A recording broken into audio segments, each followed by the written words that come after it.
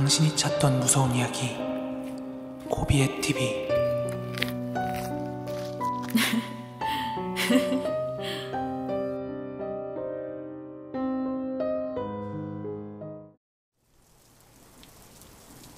(2022년 4월 5일) 고비의 TV 공포라도입니다. 이건 제가 고등학교 3학년 때 수학 과목을 담당하시던 저희 담임선생님께서 야자 감독 중에 직접 해주신 무서운 이야기입니다. 그날은 하루 종일 구름이 낀 날씨였는데 석식 먹고 제가 교실로 돌아올 때부터 한두 방울 빗줄기가 떨어지더라고요. 그리고 저녁 시간이 되자 정말 우렁차게 비가 쏟아져 내렸습니다. 선생님께서는 머리 좀 식히고 공부하자며 다 같이 스트레칭을 하고 있었거든요. 그러던 중에 선생님께서 무서운 이야기 하나 해줄까? 하고 묻더라고요. 저희는 다 같이 좋다고 했고 이어 선생님께서 질문을 하나 하셨습니다. 여기 너희들 중에 명절마다 벌초 가는 친구들 있니? 하고 물으셨습니다. 그러자 몇몇 아이들이 손을 들었고 선생님은 이어서 산에 올라가면 여기저기 무덤들이 많이 보이는데 너희들은 그거 보면 어떤 생각이 드니? 하고 물었습니다. 별 생각 안 들었는데요? 해봤자 뭐 밤에 보면 무섭겠다? 아니면 저 무덤의 주인은 누구일까? 요 정도 아닐까요? 뭐 이런저런 고등학생들다운 대답이 나왔고 선생님께서는 이렇게 말씀하셨죠. 그치?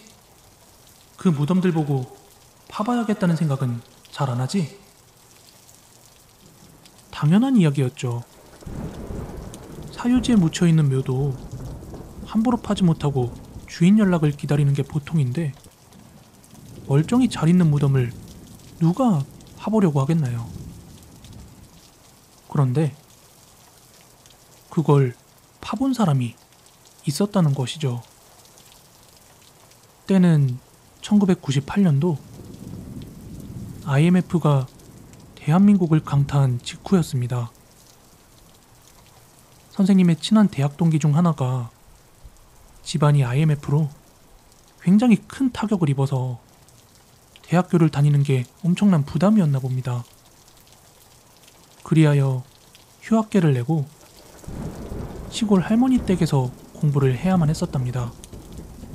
서울에서 아르바이트 같은 거라도 좀 하고 싶었지만 IMF 때문에 부모님의 집도 재산도 모두 날린 상태였기 때문이었죠. 시골에서 생활하면서도 부모님은 뭔가 돌파구를 파헤쳐 보려고 여기저기 왔다 갔다 하며 굉장히 분주하게 생활을 하셨대요. 그래서 동기분도 내가 이렇게 우울해져 있으면 안 되겠다 싶어서 할머니네 집 근처에 있는 산으로 아침마다 운동을 나갔다고 합니다. 처음 운동을 나갔던 날 길을 따라 정상으로 올라가던 중 여기저기 무덤이 되게 많이 보였대요. 그래서 처음에는 혼자 올라가는 산행에 되게 오싹하기도 했지만 점차 그 길이 익숙해지면서 어차피 생전에 다 같은 사람이었을 텐데 하는 생각에 내리막길을 내려오면서 그 무덤을 하나하나 보면서 막 편하게 쉬십시오 이렇게 인사를 하면서 내려왔다고 합니다. 그리고 그날 밤부터 꿈을 하나 꾸기 시작했다고 합니다. 산에 올라가다가 가장 처음에 보였던 한 무덤이 꿈에서 보였다는데요. 그 옆에는 어떤 아저씨가 굉장히 슬픈 눈을 하고서 동기분을 아련하게 쳐다보더랍니다. 그 눈이 어찌나 슬퍼 보이던지 그대로 감정이 전달된 그 동기분께서는 꿈에서 깨고 나서도 눈물이 날 정도였답니다. 그래서 그날은 등산하면서 괜히 그 첫 번째 나오던 무덤에 더 눈이 가기도 했고 내려오면서 무덤에 말도 붙여보며 그렇게 내려오고 했답니다. 그렇지만 마음을 좋게 썼던 동기와는 달리 꿈에서는 그 무덤과 남자가 더 어두운 분위기로 바뀌어만 갔답니다. 하루는 슬픈 눈을 하고 있던 그 남자가 아주 화가 난 눈으로 동기를 째려봤고, 바로 그 다음 날은 뭐라고 하는지 알 수는 없는데 굉장히 분노에 차서 막 소리를 지르더랍니다. 잠에서 깨어나고 나니까 뭔가 몸도 축축 처지고, 그 모습이 영 찜찜했던 동기는 할머니의 냉장고에 있던 먹다 남은 소주를 챙겨가서 그 무덤 주위에 막 뿌려줬대요. 그러면서 뭐가 불편한지는 모르겠지만 뭐 불편했다면 노여움 풀라며 이렇게 일찍 내려왔다고 하네요. 하지만 그날 밤은 생애 처음으로 가위까지 눌린 데다가 자신의 목을 심하게 쫄라오는데, 날이 가면 갈수록 그 강도가 세지더랍니다.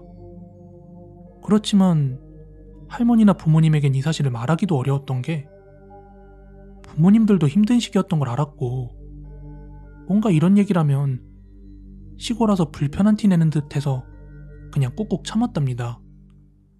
그러다가 어느 하루는 밤새 꿈속에서 그 남자한테 시달린 탓에 도무지 책을 펼 기운조차 없어서 방바닥에 쓰러져 그대로 낮잠에 빠졌고, 정말 두 번 다시 없을 끔찍한 꿈을 꿨답니다. 매번 꿈에 나오던 그 무덤 옆에 자기 자신이 온몸에 난도질이 된 채로 피를 흘리며 쓰러져 있는데, 그 죽어가고 있는 자신의 모습이 너무 불쌍하고 화가 나더랍니다. 그러다가 시야가 옮겨지며 자신의 위로 한 남자가 비춰지는데, 그 남자는 매번 꿈에 나오던 그 남자였고, 갑자기 씩 웃는 한편 손에는 피가 잔뜩 묻은 칼을 들고 있더랍니다. 도무지 꿈인지 현실인지 구분이 안 될 정도로 생생했다고 하는데, 너무 놀라서 꿈에서 깬 동기는 순간 무엇인가 이끌리듯이 그 산에 있는 무덤으로 향했다고 합니다. 그리고 막 개발세발 욕을 하면서 그동안 억눌렸던 그 감정들과 더해서 뭔가 통제할 수 없을 듯한 움직임으로 막 그 무덤을 맨손으로 파냈답니다. 그런데 그 동기분이 천천히 이성이 돌아올 무렵 눈에 들어온 건 백골의 뼈도 관도 아니었답니다. 바로 여행용 캐리어였다는데요. 그 순간 평소엔 느끼지 못했던 아주 고약한 냄새가 올라왔다고 합니다. 도저히 열어볼 용기가 없는 데다가 이건 절대 일반적이지 않다고 느낀 동기분은 산에서 내려와 경찰서에 신고를 했다고 합니다.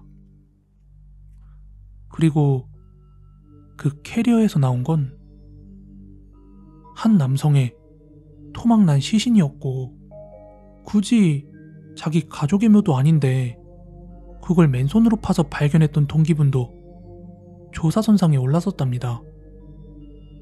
그런데 조사 끝에 그 피해 남성은 사업적인 문제로 굉장히 갈등이 컸었는데, 동업자로부터 살해를 당한 뒤 시신을 유기당한 것으로 결론이 났다고 합니다.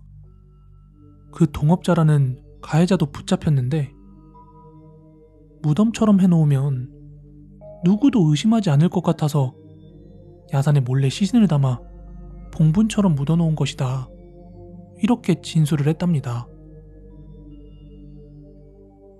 오늘 준비한 무서운 이야기는 여기까지고요. 가시기 전에 좋아요, 구독하기 꼭 좀 한 번씩 부탁드릴게요. 저는 내일 더 무서운 이야기로 찾아오도록 하겠습니다. 감사합니다.